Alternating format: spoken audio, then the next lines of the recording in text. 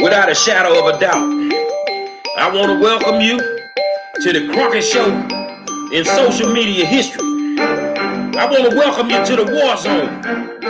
Man, we hot like fish grease over here, man. I got my co-host, Donovan Sadiq in the building.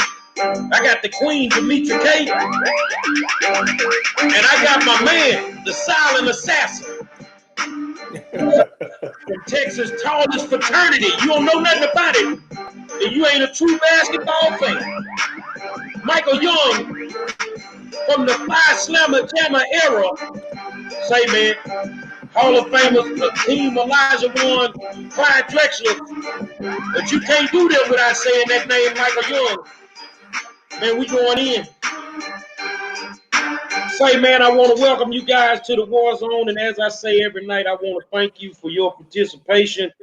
And as usual, there's no way we could ever think about doing this without you guys. It's not even possible. So we appreciate everything that you guys do and bring to the table for the War Zone. And, you know, of course, we've been dealing with the COVID. We've been dealing with politics, and we've been dealing with George Floyd. God bless him. So I scheduled Mike a long time ago. And tonight, man, I'm bringing you true basketball royalty, man. True basketball royalty, man. I mean, I can't say it no better. I got the opportunity to watch him before he went to the University of Houston. I got the opportunity to watch him while he was at the University of Houston. You know, when he went pro, and then all of a sudden, and when he just became a regular father and, you know, started working with his kids and his boys. And I've been around this cat for almost 30, 34, 35 years, and he didn't know it. But he's always been an humble guy. And it's a pleasure, Mike, to have you on the show, man. How you doing, brother?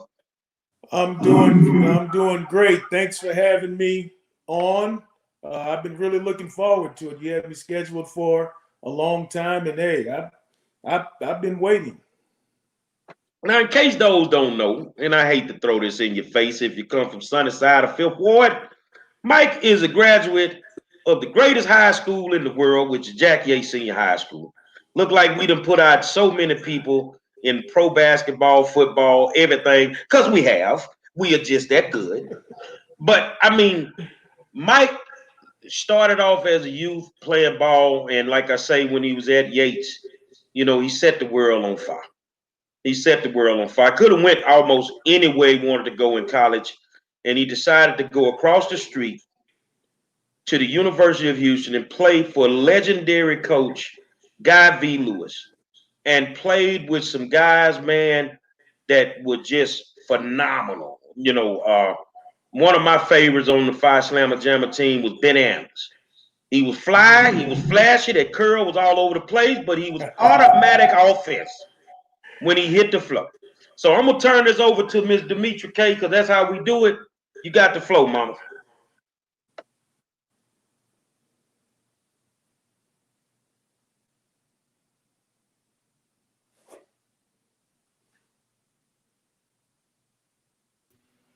Sorry about that. I lost my screen. It was all over the place.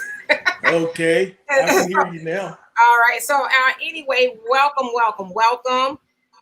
So along with your illustrious basketball career, and it looks like you've played with the NBA, and then you've also played overseas. But as Gary just mentioned, you were also an alumni of Jack Yates.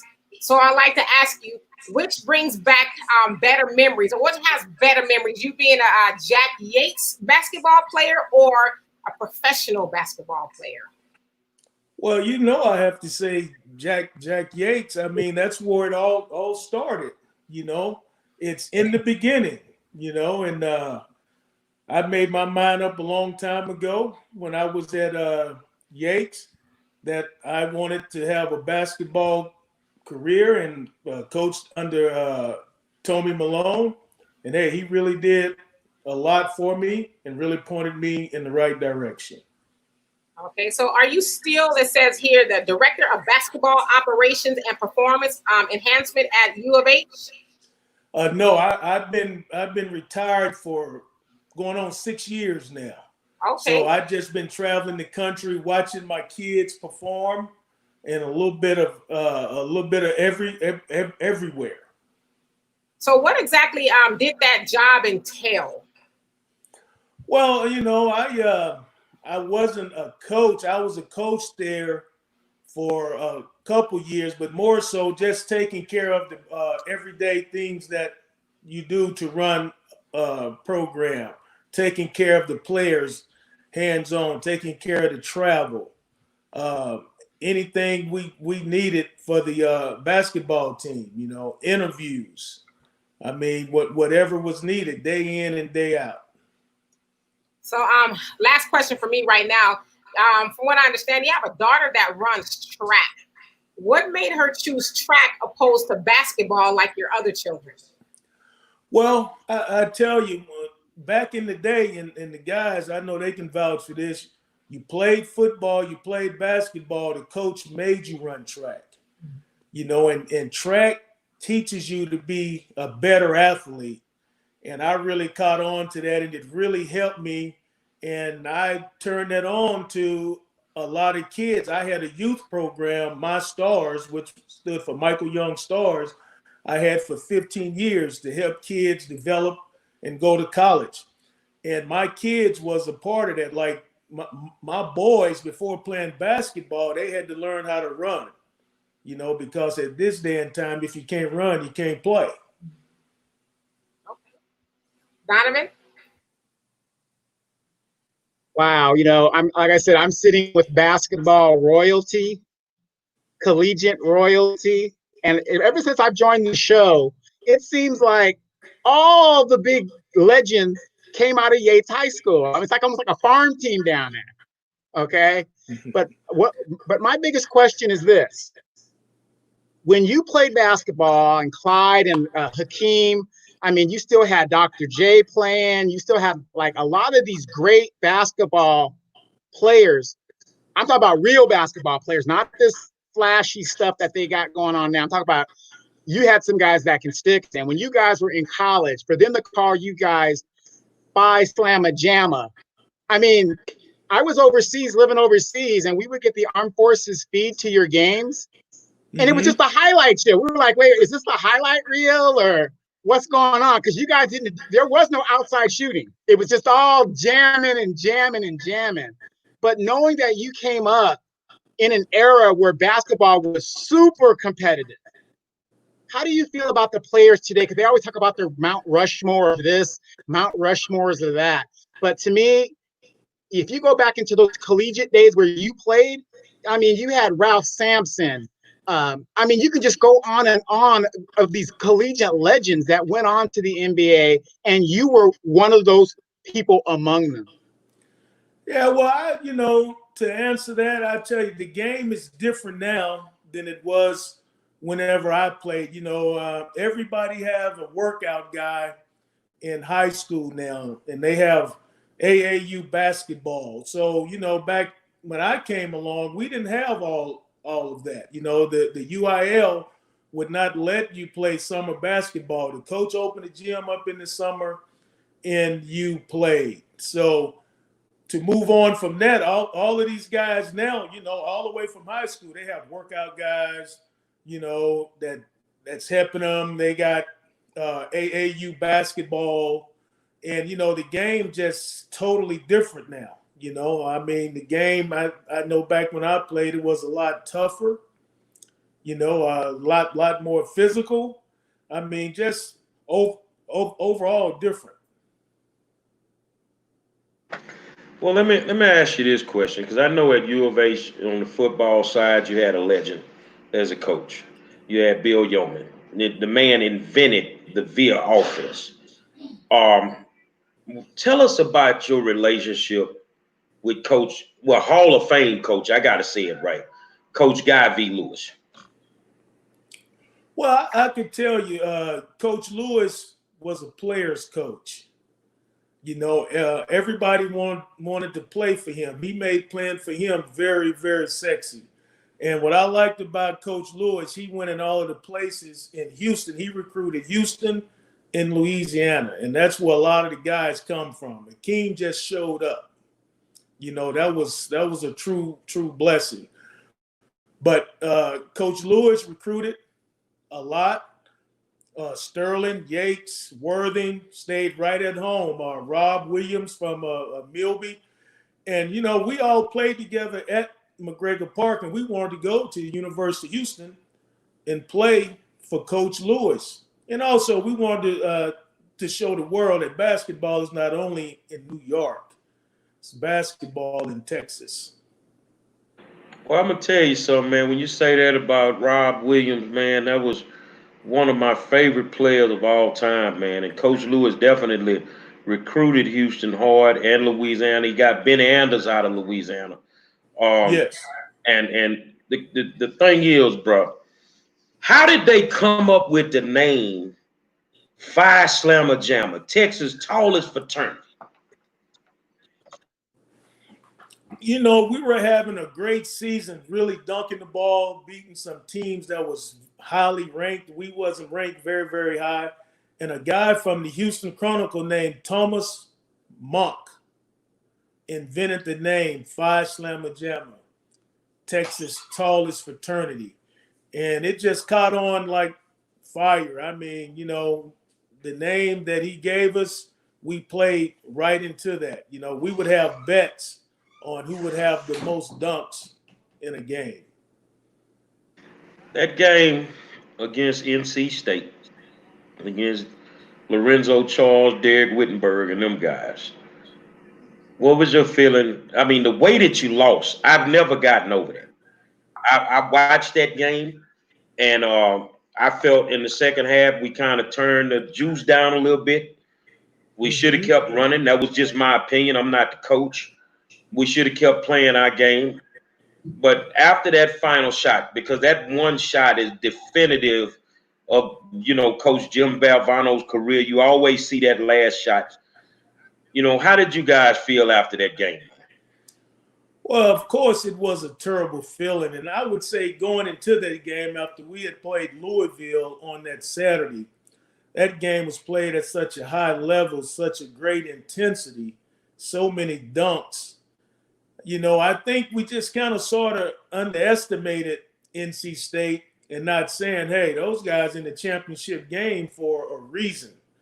And if you look back at their route to get to the championship game, they beat a lot of teams just like they beat us in the championship game. You know, so I take my hat off to those guys. They really came to play. They had nothing to lose, and we had it all to lose, and we did lose. And you talking about a bad feeling. I still feel that. And, man, that's been, what, 30-something years ago? It's been a long time. Seemed like it just happened yesterday. Well, we know we lost to NC State. We go back the next year, we play Georgetown. Now, when people say Georgetown basketball, the first thing they'll say on that particular team that y'all played was Pat Ewing. Pat Ewing was a monster that year. Him and Elijah Warren tore up college basketball. Of course. But the man that really shook me the most was Michael Graham. Bald-headed, had the mentality like he was straight out of Angola. And it's just like Michael Graham played on a different level, man. He was a true enforcer, Donovan. That's the element that I think that they brought to Georgetown that a lot of people had not seen in a long time. Michael Graham, what was it like to play against legendary coach John Thompson? Of course, my man, Pat Ewing and Michael Graham. Well, I tell you, you know, going into that game, of course, we knew who Patrick Ewing was.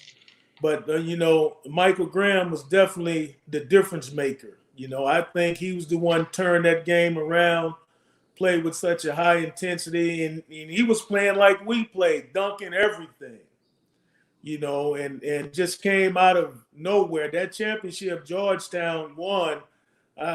Michael Graham should have got MVP. He did a great job for them. And also Coach John Thompson did a great job coaching those guys. Demetri? So, of course, I'm quite sure, unless everybody lives under a rock somewhere, that you've heard about the unfortunate situation with George Floyd. So, along with that, recently there was a couple of basketball players. I guess they had a conference call. I'm not sure if you heard about that. On that conference call was Kyrie Irving and Dwight Howard and a whole bunch of other players. And one of the things they discussed was not showing up to Orlando, because I guess that's where they all have to go and play, due to the racial climate that's going on. They feel like they should sit this one out until some changes are made. In addition, I think it was Kyrie who said, us going to play right now would be a little bit, and I'm paraphrasing here, but irresponsible, because it would distract people from what's going on.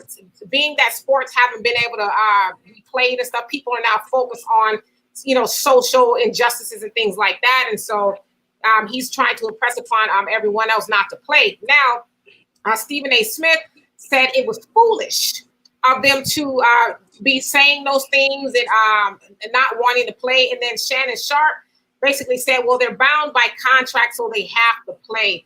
What are your thoughts on that overall situation? Do you agree with the players, or do you agree more so with Stephen A. and Shannon Sharp?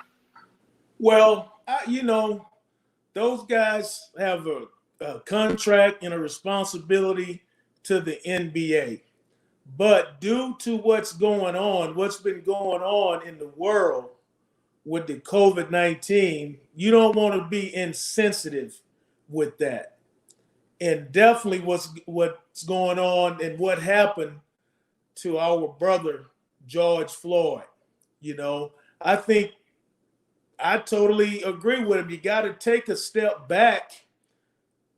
What happened to George Floyd is going to change the world for us. And I think the NBA, which is predominantly us, we have to take a stand for that. We got to hold on to that and fight for that before we go play any games, especially in the places that's mostly against us.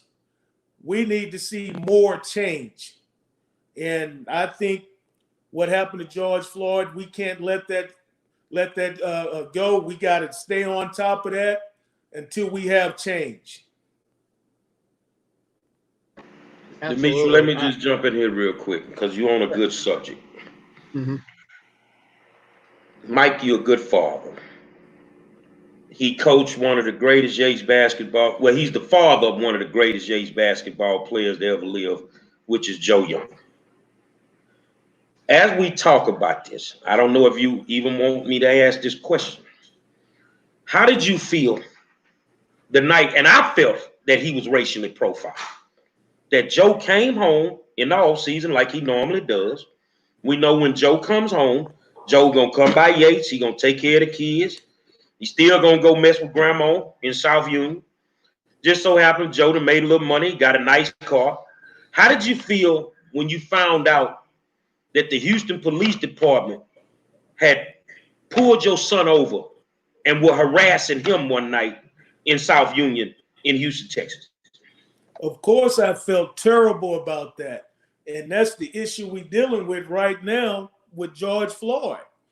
I mean, they pulled Joe over because of the car that he was driving and trying to put him with a different image. Instead of, okay, you pulled me over, now I give you my license, and that should tell you more about who you pulled over. You have no reason to pull me over and just say, hey, Mr. Young, slow it down. You were going a little bit too fast, this or that, or give me a ticket and let me go. But they harassed him. I had a big problem with that, but, that's not the first time that I dealt with that myself. So, that's just the way the world is right now. And that's where this change has to come in. We can't let this situation with George Floyd go away.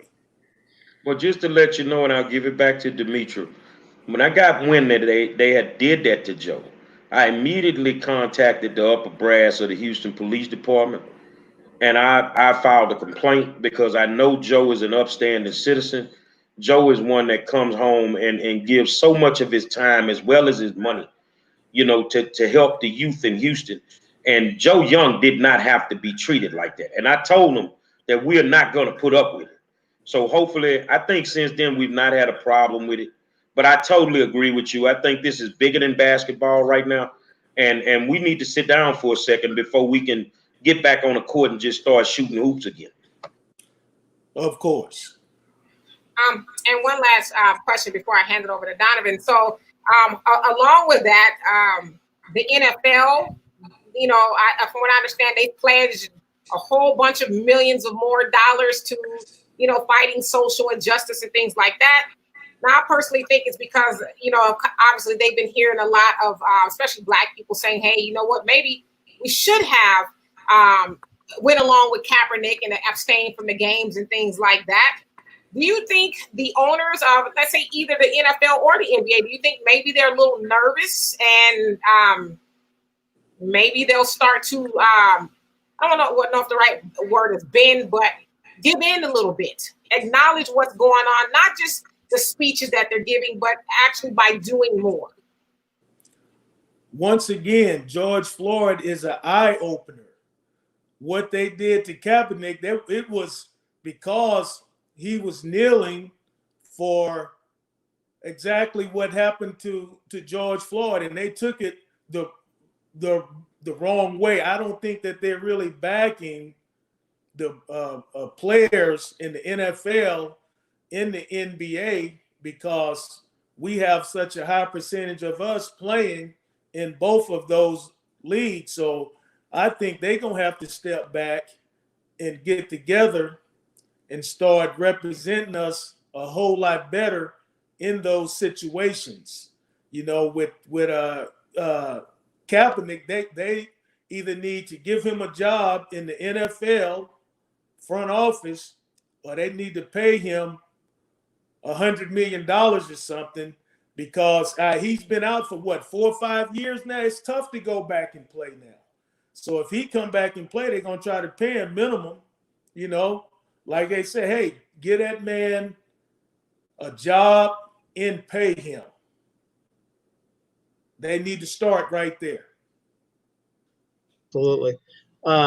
Yeah, I just have, two questions here. I think it's very important that I ask this question. Now, when you were coming up out of Houston, you decide to go to the college, and you're playing basketball, and you're in this big fraternity there, and you're just dunking on everybody and just changing the game above the rim more so than what it was being played at.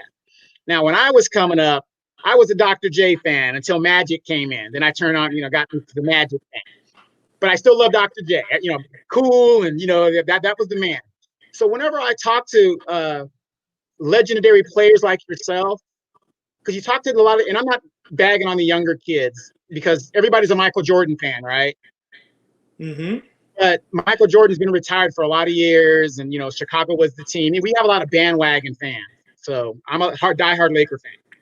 But they say they're Michael Jordan fans, but like when you talk to a legend like yourself, who was your inspiration to play basketball and to play like? Well, I was a dunker, but more so a jump shooter. But I tell you, I really liked Dr. J, but I loved Bernard King. Yeah. I thought Bernard King was a fantastic basketball player. He did a lot of things out there. He dunked the ball, but he scored the ball too.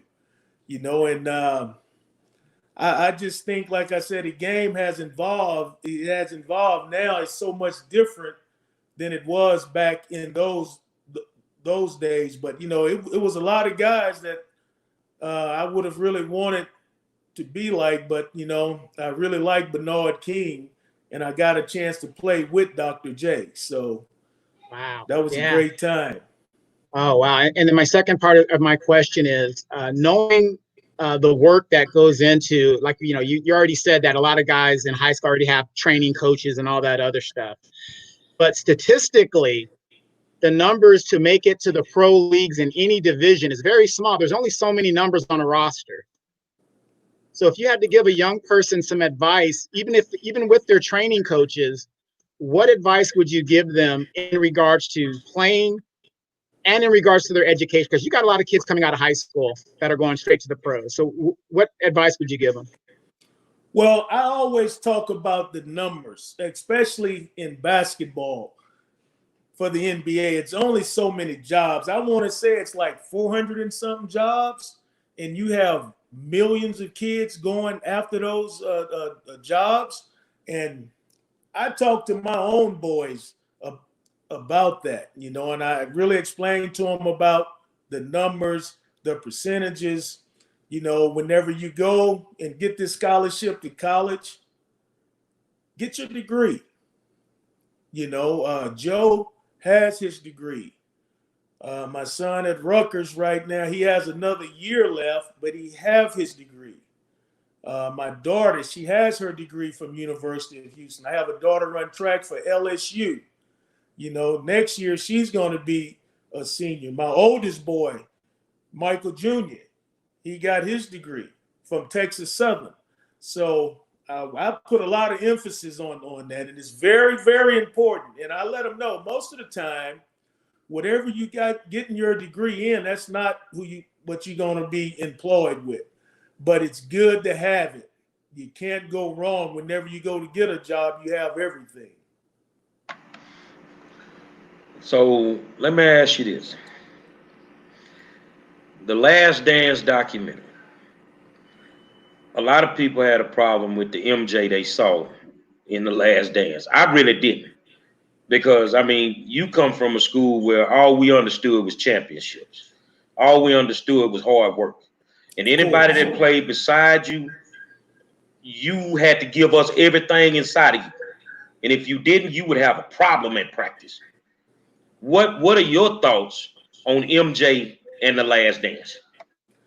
Hey, I thought The Last Dance was beautiful. It was real. When you are a ball player and you know what it takes to win, you know what it takes to be successful. Hey, he was absolutely right.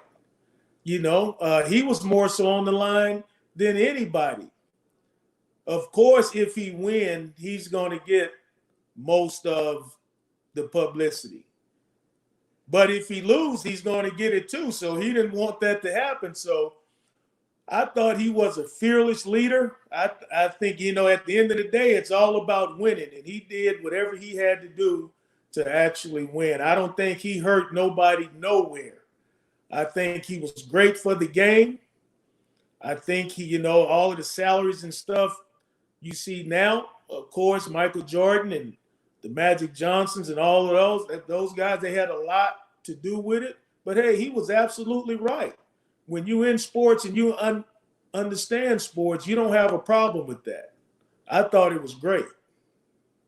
Now, a lot of people don't know Mike is an exception to the rule.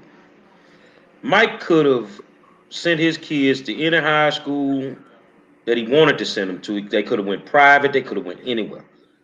But all three of those boys graduated from Yates. All three of those boys. Love Jacob to death. Just some days I tell him, man, you're shooting too fast, Jacob. You got to pass that ball a little bit. But Mike. It's in his blood. Yeah, it's just in his blood. They silent assassins. They silent assassins. I'm telling y'all, man, if they had a three-point range back in the day, Michael Young would have outscored everybody in college basketball. But they didn't have a three-point line. But you gave birth to Joe Young. A lot of people don't know Joe. A lot of people that are listening right now. Joe Young is arguably one of the greatest basketball players to ever come through Jack Yates Senior High School. Mm-hmm. Joe Young is a national champion in high school basketball. Multiple state championships, back-to-back state championships.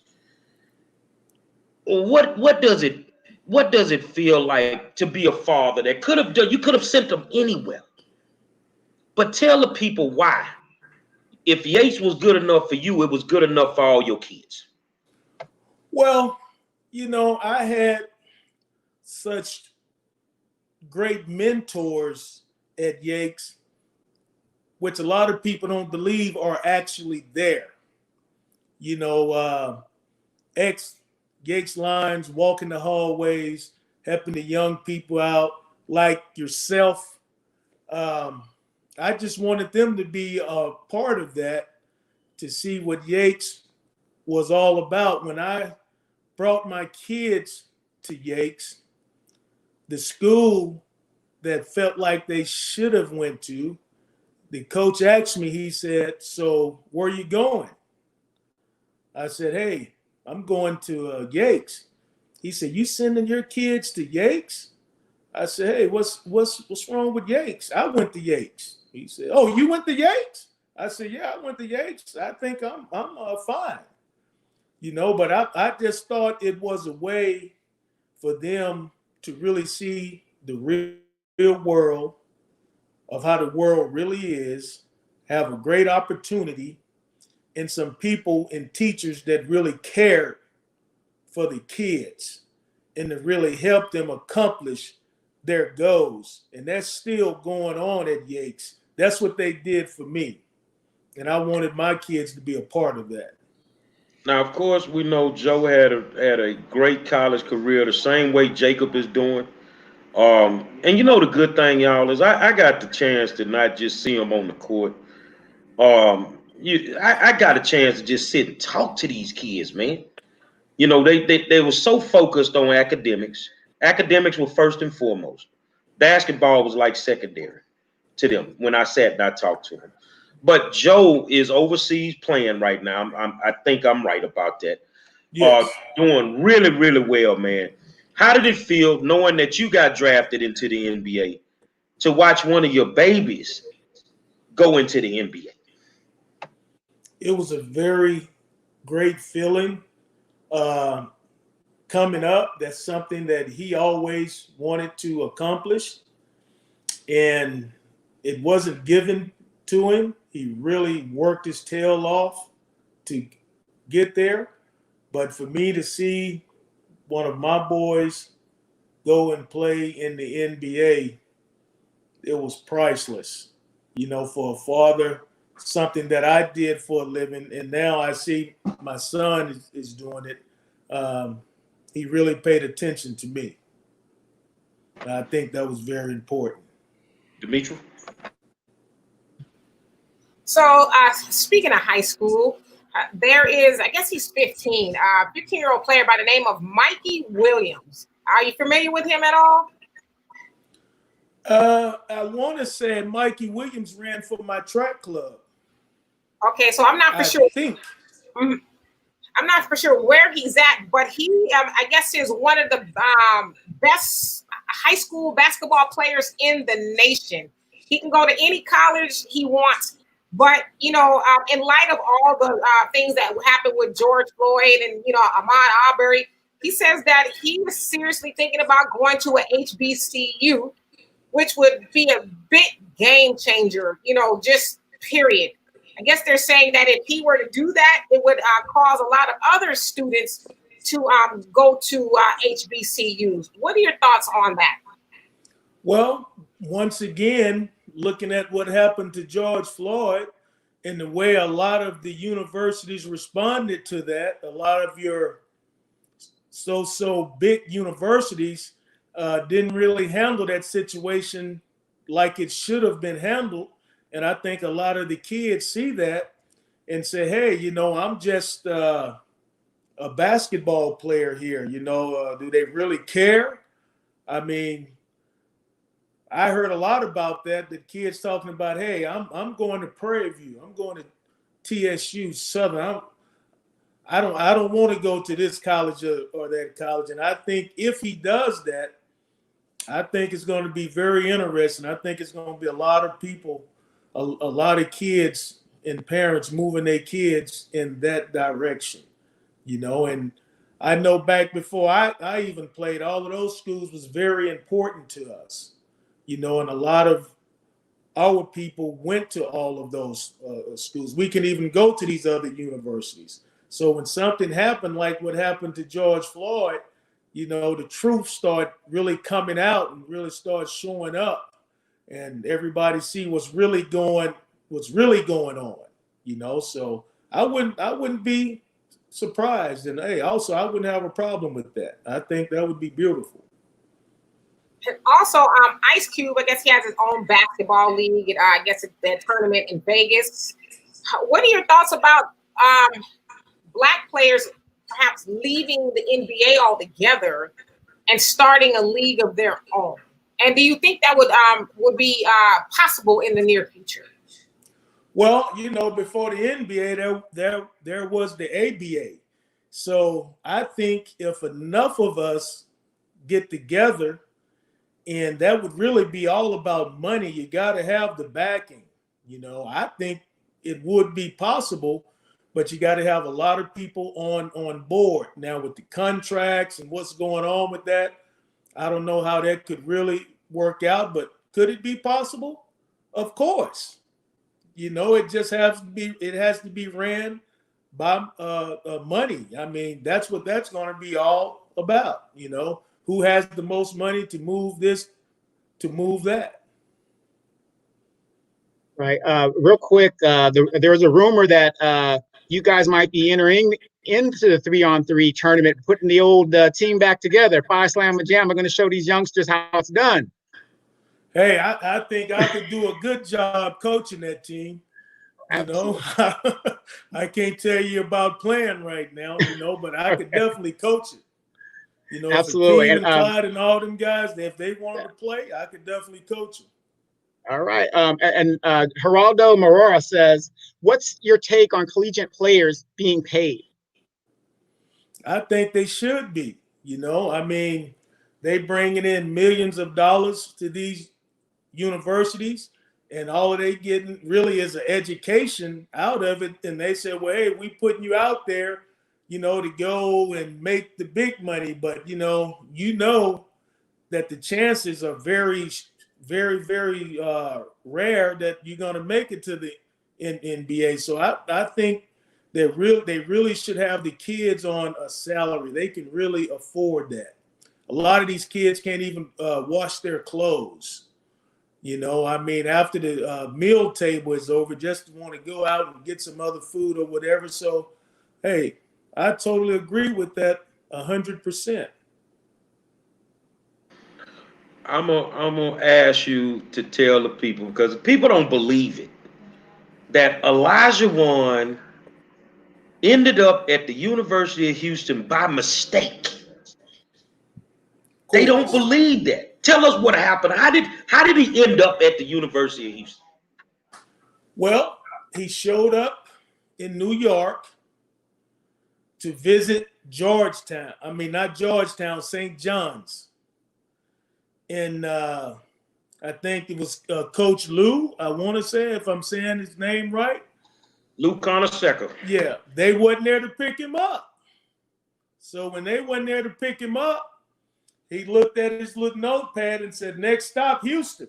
And he flew into Houston, and we didn't pick him up either. He showed up at the basketball office in a yellow cab. I was sitting in the office whenever he pulled up. And he got out of the car and came in and talked to Coach Lewis. We went over to the gym, played some pickup ball, and he's been in Houston ever since. And the story is just as simple as that. Tell another thing people don't realize. Yeah, y'all played pickup basketball. See, it wasn't no AAU back then. But on them pickup basketball courts at McGregor Park, and especially the legendary Fondy Gym, on any given day, you could be playing against, what's my man, John Lucas, Moses Malone. And Elijah Wan learned a lot of what he learned from Moses. What is your relationship, and still to this day, with to me, I don't care what nobody tell me, arguably the top center to play in the NBA. I'm an Elijah Wan fan. I've watched him since he showed up by mistake. What is your relationship, and how do you actually feel about Hakeem Olajuwon? Hey, Hakeem is the best center that ever played the game. And I'm not saying that because he was my teammate. He's my little brother. He's a great guy, but he changed the game for the center. You know, he really could have been a stretch four, but he really changed the game. I watch his kids right now. You know, I go to a place and my son Jacob work out with Akeem kids. We work him out. He got some couple boys that's in high school, but you know, he really changed the game for post men. Just wasn't playing with your back to the basket. I think he was the first center that truly faced the basket. And hey, if you ask all of the other great centers, they'll tell you Akeem really changed the game. And back when we were at University of Houston, Moses Malone took Akeem under his wing and really trained him and taught him a lot about basketball. Akeem had great footwork, great ability from playing soccer in his country of Nigeria. And that part of his game evolved right into basketball because you got to have footwork to play the game. Moses taught him how to play, and he was a fast learner. Incredible. Dimitri? So when the coronavirus really hit the United States and everything it got shut down for the most part, the economy and everything, shockingly, I guess for a lot of people, or maybe not for some, we heard that a lot of basketball players were struggling financially or were getting ready to struggle financially because I guess they weren't being paid. If they don't play, they don't pay, I guess. What financial advice would you offer to players and future players to be able to withstand a hardship such as the coronavirus? Like, what is your best financial advice you would give them? Well, they should already know this. And we called it back in my day, you always put money up for a rainy day. You know, as much money that professionals are being paid when you have a little pandemic like we're still facing, it shouldn't be phasing anybody that played in the NBA. You know, everybody live differently and do different things, but for somebody in the NBA not to have any money, and then I'm not talking about anybody because it does happen. I don't know who those people are. I didn't hear that, but as far as I know, all of those guys didn't have a problem. Real quick, I'm sure you're familiar with the show Basketball Wives. Yeah. I just want to throw that in there. I mean, you see the tomfoolery and stuff going on in there and stuff like that. And I know you guys get the groupies, you know, that comes with, you know, with the job, like a lot of jobs and people that have power and money. But I mean, how hard is it to be a pro athlete and, you know, have the, you know, your family duties without dealing with all the foolishness outside of that? Because you hear a lot of stories. I think it was Steven Jackson that said in a few videos that, you know, he's telling these young rookies, don't be having so many baby mamas and all this other stuff like that, because he spent a lot of money just on foolishness. So, you know, what advice would you give in regards to stuff like that? Not that you partook in that, but from what you know, how the industry operates. Well, you know, just like in any other situation, you know, I mean, I tell my sons, you know who you are, and it's going to be a lot of young ladies that like you. Now, it's up to you to figure out, are they real and what is it that they really like? And I know how that is to be out there and you have a lot coming at you, but, you know, you got to know how to control that. And I know for myself, I have 5 kids and they all have the same mother.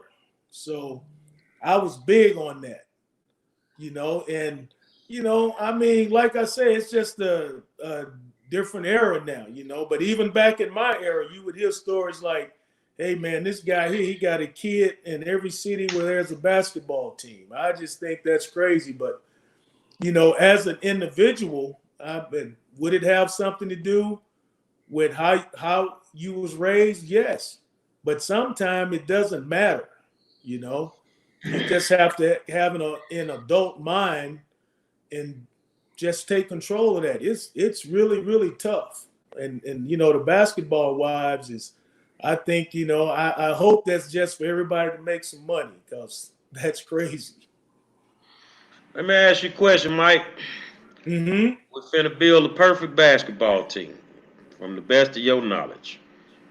Okay. Give me your Mount Rushmore, one at each position. Talking about from 100 years ago to right now? Wherever. You start wherever you want. So we're gonna start at center. Who would you put? Of course, Hakeem. Power forward. Power forward.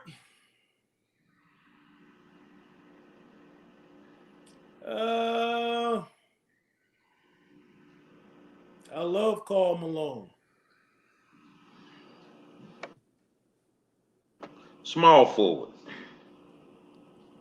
Small forward. Bernard King. Shooting guard. Michael Jordan. And last but not least, point guard. The Magic Man. That's a tough lineup there, bro. If they don't know about Bernard King, they don't know basketball. So you got one that can come off the bench. Who would it be?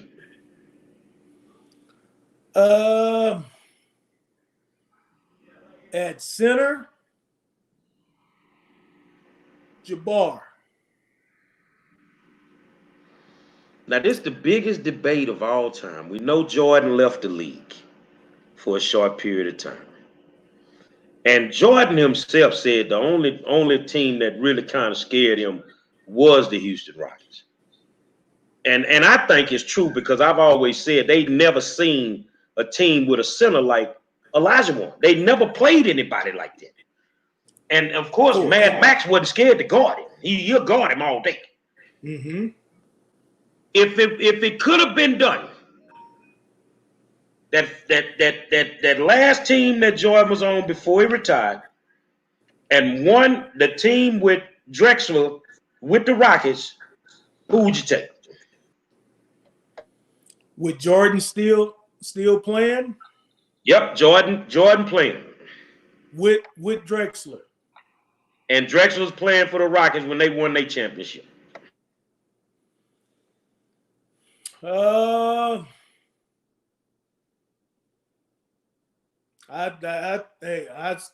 think the Bulls would have pulled it out, because I just think they had more of a balanced team, and some guys that had been there before. And you know, I'm probably 200% wrong, because the Rockets was loaded too, man. You know, and I'm talking about my hometown.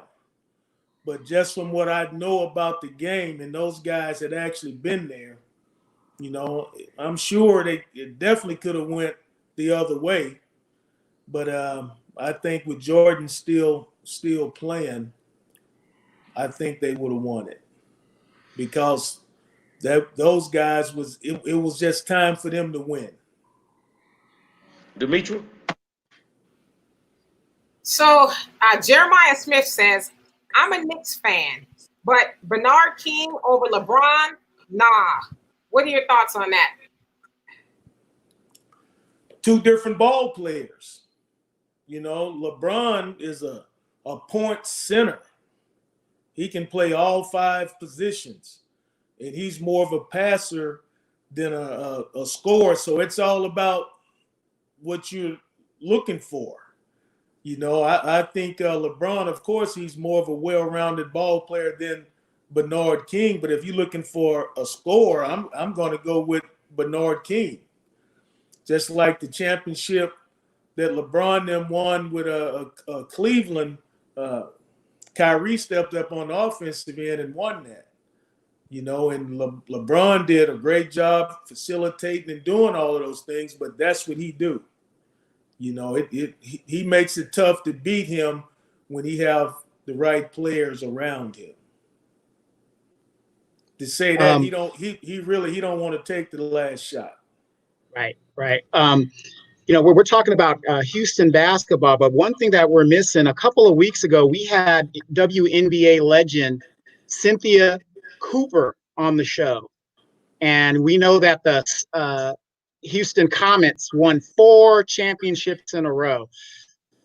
When does the WNBA, you think, going to bring WNBA basketball back to Houston? Because that Compact Center, when they were winning those championships, was rocking, and you had the support of the Houston Rocket players and personnel as well. I mean, I just think it's a travesty that you don't have WNBA basketball in Houston anymore. I mean, I don't see why it never left. You done won 4 championships. How can we go under? Somebody should have been able to pick that up and keep that dynasty going.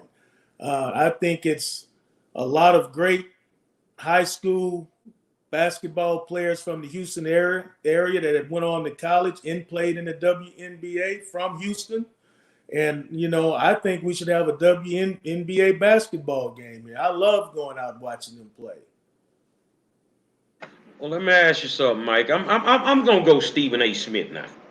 Because I'm looking at the comments and everybody. I love LeBron. But his game is fit for this era.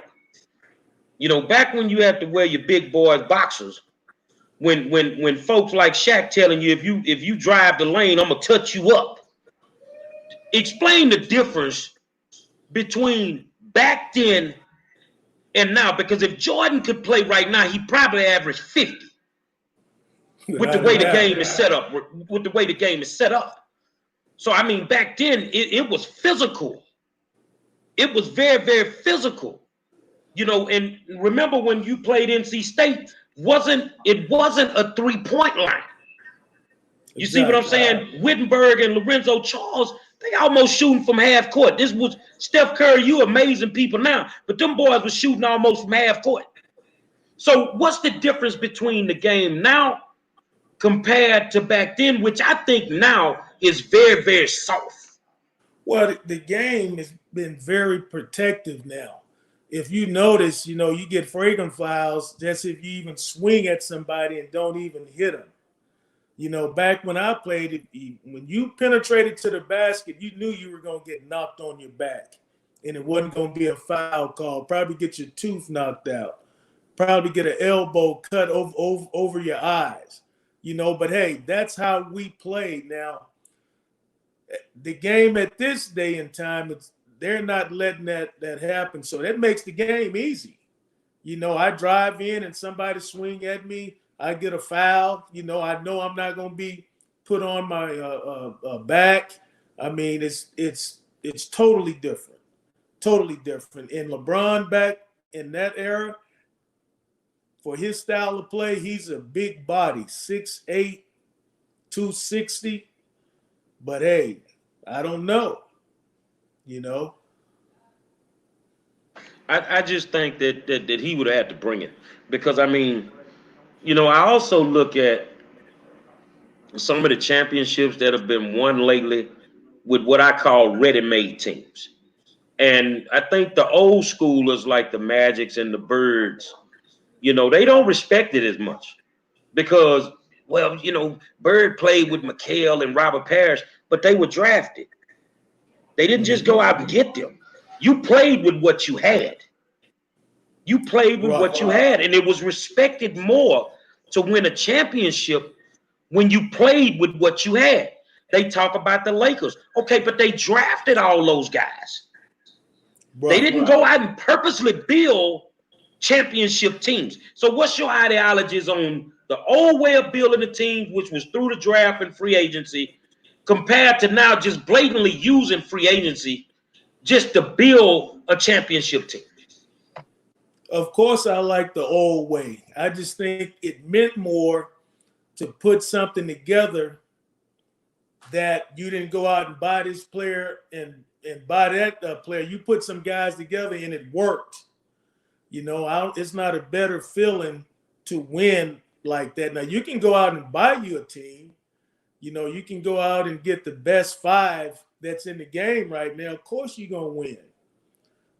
And for me, it just don't make the game as interesting because back when I played at the beginning of the season, you really didn't know who was going to win the championship. But now you can predict it early, and it's just not as exciting. And, all of the best guys playing, you got the best guard, the best power forward, the best center, then you have a few more players to mix in with that, That's what the game is now, but I'm definitely sticking to the old way. So here's my last question. You were drafted by whom when you came out of college? Boston. Now, I want y'all to understand something. You just seen The Last Dance with MJ. That means Mike, and I want you to think about this how crazy this would have been. If Len Bias doesn't die, Michael Young, Len Bias, Larry Bird, Kevin McHale, Dennis Johnson, all this on one damn team? So imagine when you're screaming about The Last Dance and MJ, Mike got drafted by the Celtics. Do you think they would have given him a pass? No, because when you walked through the door, what was it like when you showed up for camp with the legendary Larry Bird? Well, I know the first day they came to my room, I had to go out and buy everybody dinner. You had rookie duties, which that made it all also better. Of course, I wasn't used to that. But hey, just going in there playing with those guys, man, practice, the way everything was ran, it was at a whole nother level, man. Practice was so hard and it was so physical that the game was easy. Very, very easy.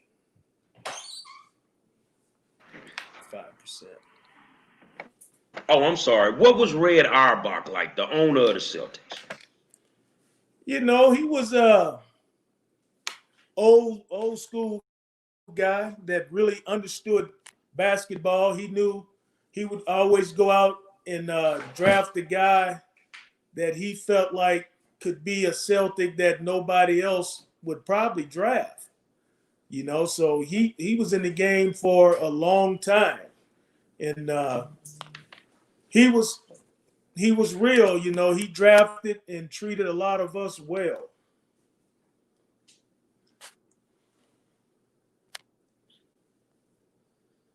You got it?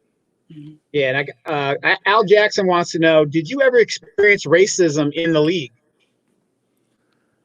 It was so much of it going on in the era that we came through. You just really didn't even pay it any attention, man. We experience that almost every day. But that's just the way the world was, more so than it is now. So, racism, what exactly is it? It's so many things. Somebody walk by, you don't speak. You get on the elevator, they don't speak. You sitting at a table to eat dinner, they don't wait on you or something. It's so many different areas of racism. Well, I know that, we talk about Kaepernick all the time.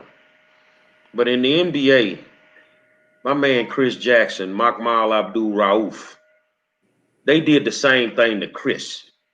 And they cut Chris' legs off of him when he was in his prime. They shut him down when he was in his prime. One of the greatest shooters that I've ever seen. And Chris was like that coming out of high school, out of Gulfport, Mississippi. How did you feel when you watched that happen to Chris? Well, back then, more so than when it happened to Kaepernick, it was like everybody knew what happened, but wasn't a lot of people saying nothing about it. It was like he messed his money up doing this and that or whatever. He didn't have the backing that if it would happen to him at this day and time that he would have. So that's what I'm saying. Just back in those days, a lot of stuff was like nobody really paid it a whole lot of attention. Did it happen? Yes, it did. But it just wasn't talked about. Final thoughts, Ms. Demetra. Well, first of all, I'd like to say thank you so much for joining us here on the War Zone. It has been our absolute pleasure. But I just wanted to ask you briefly. We know not too long ago we all experienced the unbelievable loss of Kobe Bryant. What are your thoughts on the NBA actually changing the logo from Jerry West to Kobe Bryant? Absolutely. I totally agree with that. For who Kobe Bryant is and what he brought to the league, especially at this day and time, and what happened to him was definitely a tragedy. I can't see anybody having a problem with that. I think that would be a great change because what Jerry West did to be the logo, I don't really know what that was. I know he was a great player and he scored some baskets, but he wasn't a Kobe Bryant. It's a whole lot of guys that could be the logo of the NBA, but I think Kobe Bryant is definitely the right candidate for that. Final thoughts, Donovan. Yeah, again, thank you again for coming on the show. I mean, I might have to send my kids the Yates, my grandkids the Yates or something. It seems like great ones come out of there. I don't know what's going on, but if you if you had in the 80s, I mean, you had some great teams, late 70s, George Gervin. You had all these great players, yourself, Moses Malone. But it's been said that I believe it was the 83 Sixers was probably the greatest team of all times. Do you have a particular great team that you would say, hey, this was it, this is the era, this is the team?